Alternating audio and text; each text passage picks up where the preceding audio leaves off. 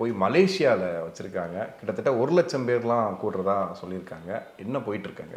மலேசியாவில் டிக்கெட் பரபரன்னு விற்றுட்டு இருக்கு அவ்வளோ.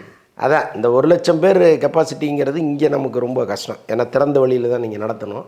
அங்கே ஒரு இண்டோர் ஆடிட்டோரியம் அதற்குன்னே ஸ்பெஷலாக இருக்குது. ஸோ அதனால் அங்கே போனது ஒன்று. இன்னொன்று அங்கே மாலிக்குன்னு ஒரு பெரிய டிஸ்ட்ரிபியூட்டர் அவர் நீண்ட காலமாக அவருடைய கோரிக்கை என்னென்னா இங்கே வந்து ஒரு ஆடியோ லான்ச் நடத்தணும் விஜய் படத்தைங்கிறது.